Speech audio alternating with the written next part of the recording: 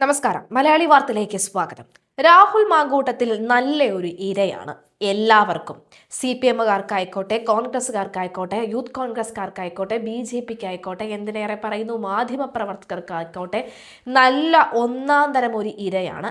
രാഹുൽ മാങ്കൂട്ടവുമായി ബന്ധപ്പെട്ട ഏത് തരത്തിലുള്ള വാർത്തകൾ ഇട്ടാലും ഡൈവേർട്ടായി അതിലേക്ക് പോയി വീണോളും, മറ്റ് വാർത്തകളൊക്കെ എല്ലാവരും മറന്നോളും എന്നുള്ള രീതിയാണ് കഴിഞ്ഞ കുറേ നാളുകളായിട്ട് നടക്കുന്നത്.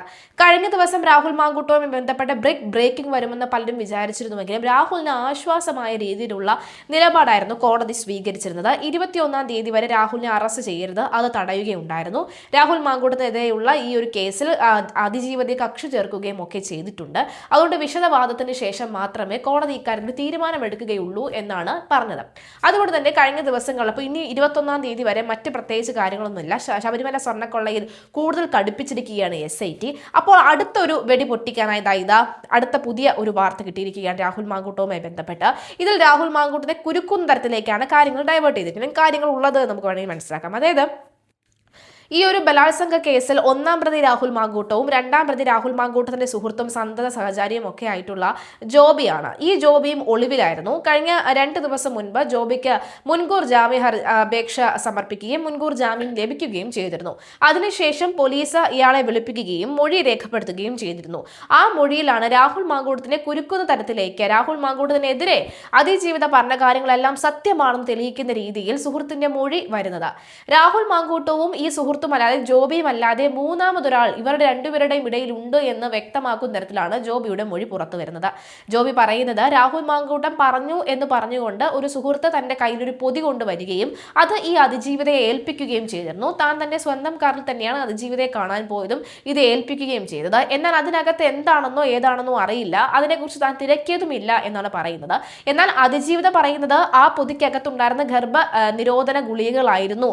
അത് കഴിച്ചിട്ടാണ് മരണം പോലും സംഭവിക്കാവുന്ന തരത്തിൽ താൻ സമനില തെറ്റുകയും തനിക്ക് ആരോഗ്യപരമായി വളരെ മോശം അവസ്ഥയിലേക്ക് താൻ എത്തിയത് എന്നുമാണ് അതിജീവിത പറയുന്നത്.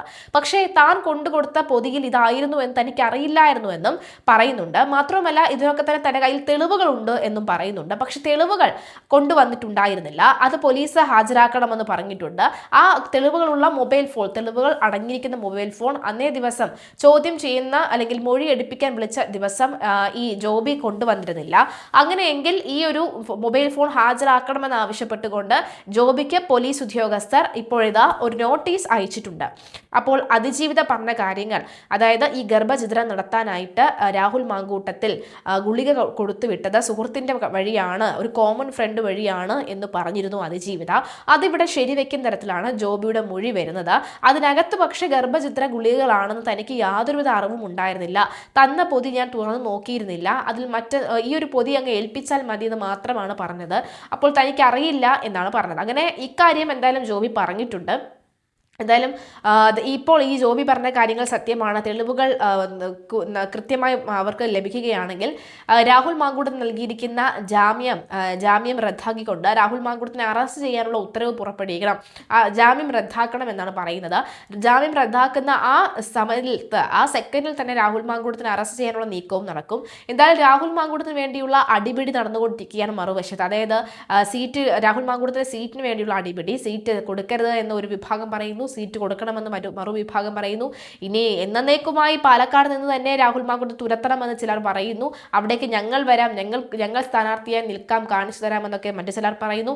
ഏതായാലും സംഭവ ബഹുലമാണ് രാഹുൽ മാങ്കൂട്ടവുമായി ബന്ധപ്പെട്ട വിഷയങ്ങൾ. ഏതായാലും സുഹൃത്തിന്റെ ഈ ഒരു മൊഴി അത് രാഹുലിന് കുരുക്കായി മാറുമോ ഇല്ലയോ എന്ന് കാത്തിരുന്ന് കാണാം.